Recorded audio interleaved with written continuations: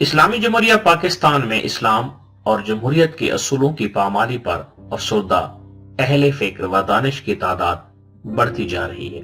کہنے کو تو پاکستان کے ہر شہر اور ہر قصبے میں موجود مساجد سے 5 وقت اذان بھی دی جاتی ہے اور ان مساجد میں نماز ادا کرنے والے بھی بڑی تعداد میں نظر آتے ہیں، لیکن اسی ملک میں مسلمان سے خوفزدہ ہے۔ آئین کی پاسداری کا حلف اٹھا کر جمہوری ایوانوں میں خیانت کے خلاف تقریریں کرنے والے سیاستدانوں نے ایک دوسرے کی دیانت کو مشکوک بنا رکھا ہے۔ سب جانتے ہیں کہ صادق و امین کا جو معیار آئین میں مقرر کیا گیا ہے، اس معیار پر پورا اترنے والے اراکین پارلیمنٹ کی تعداد آٹے میں نمک کے 4 برابر ہے، یعنی کہ نہ ہونے کے برابر ہے۔ شاید یہی وجہ تھی کہ فرزند Iqbal justice retired doctor Javed Iqbal نے اپنی خود نوشت سانِ حیات اپنا گریباں چاک میں لکھا کہ پاکستان ایک ناکام ریاست نہیں بلکہ پاکستان کی موجودہ قیادت ایک ناکام نسل کے ہاتھ میں ہے۔ جب یہ سانِ حیات شائع ہوئی تو پاکستان کا اقتدار جنرل پرویز مشرف کے ہاتھوں میں تھا۔ محترمہ بے نظیر بھٹو اور نواز شریف جلا وطن تھے۔ آصف زرداری جیل میں تھے۔ آج 2017 میں نواز شریف وزیر اعظم ہیں، محترمہ بے نظیر بھٹو شہید ہو چکی ہیں۔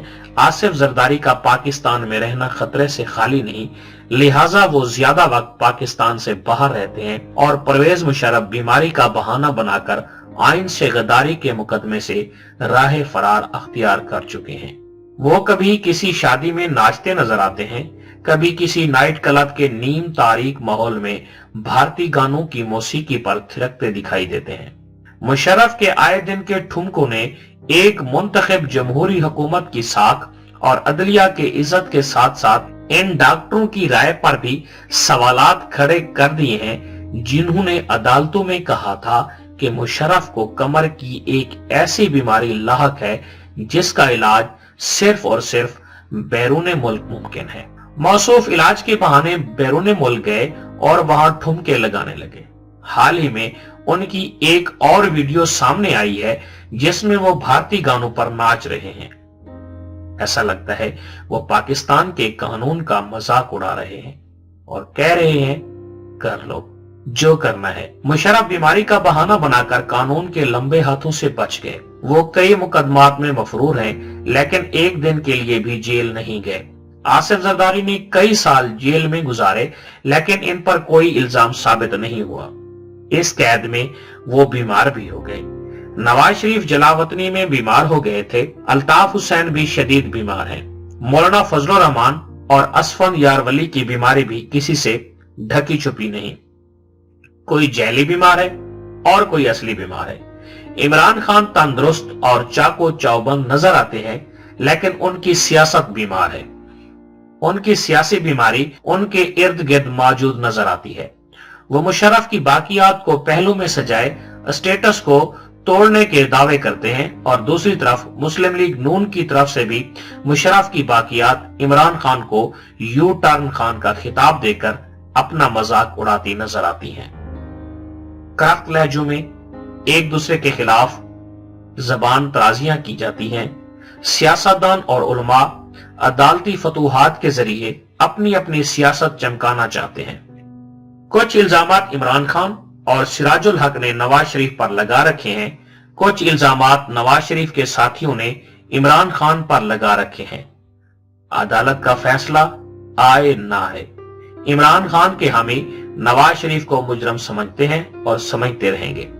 نواز شریف کے حامی عمران خان کو الزام خان سمجھتے ہیں اور سمجھتے رہیں گے۔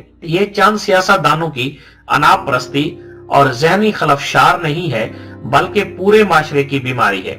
ہمارے بڑے بڑے سیاستدان یہ نہیں سوچتے کہ وہ یا تو جسمانی طور پر بیمار ہیں یا سیاسی طور پر بیمار ہیں۔ اکثر سیاستدانوں کی عمریں 60 سال سے زیادہ ہیں۔ زندگی اور موت اللہ تعالیٰ کے ہاتھ میں ہے، صحت اور بیماری بھی اللہ تعالیٰ کی طرف سے ملتی ہے۔ لیکن سوچنے کی بات یہ ہے کہ 60 سال سے اوپر کے اکثر سیاستدان ہمیں سیاسی طور پر بالغ اور سنجیدہ کیوں نظر نہیں آتے؟ کیا جمہوریت کے ان علم برداروں نے اپنی سیاسی جماعتوں کے اندر جمہوریت کو مضبوط کیا ہے؟ جماعت اسلامی کس اخلاقی جواز کے تحت خیبر پختونخوا میں تحریک انصاف اور آزاد کشمیر میں مسلم لیگ نون کی اتحادی ہے؟ جمعیت علماء اسلام فے کس جواز کے تحت مسلم لیگ نون کی حکومت میں شامل ہے؟ جبکہ اسی مسلم لیگ نون نے مولانا فضل الرحمان کو مولانا ڈیزل کا خطاب دیا۔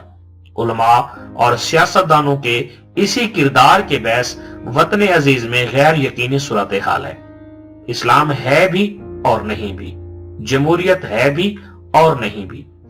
یہ غیر یقینی صورتحال چند علماء اور سیاستدانوں کی نہیں بلکہ پوری ریاست اور پورے معاشرے کی ناکامی ہے، کیونکہ ریاستی ادارے آئین کو توڑتے ہیں اور جب آئین توڑنے والوں پر مقدمہ چلتا ہے تو ملزم کو بیمار بنا کر فرار کرا دیا جاتا ہے۔ معاشرے کا ہر فرد دوسرے کو تبدیل کرنا چاہتا ہے، اپنے آپ کو بدلنے کے لیے تیار نہیں۔ دوسرے کو جھوٹا کہا جاتا ہے، اپنے گریبان میں کوئی نہیں جھانکتا۔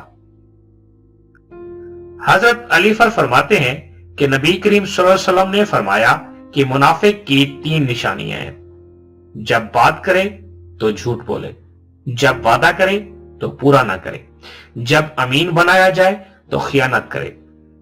حضرت انس سے مروی ہے کہ نبی کریم صلی اللہ علیہ وآلہ وسلم نے کہا، کبیرہ گناہ یہ ہے اللہ کے ساتھ کسی کو شریک کرنا، کسی جان کو ناحق قتل کرنا، والدین کی نافرمانی کرنا اور جھوٹ بولنا۔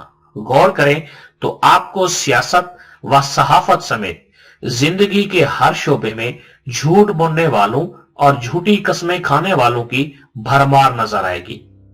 یہ وہ اخلاقی بحران ہے جس کا ہمیں احساس بھی ہے اور پتہ بھی ہے، لیکن ہم اعتراف نہیں کرتے بلکہ دوسروں کو کوس کوس کر اپنی پاک دامنی کا یقین دلاتے رہتے ہیں، حالانکہ جن کا دامن صاف ہوتا ہے وہ زیادہ چیختے چلاتے نہیں۔ اس اخلاقی بحران کا مطلب یہ ہرگز نہیں کہ پاکستان ایک ناکام ریاست ہے۔ دراصل پاکستان کی قیادت ایک ناکام نسل کے ہاتھ میں ہے، جو اپنے گریبان میں جھانکنے کی بجائے دوسروں کا گریبان پھاڑنا چاہتی ہے۔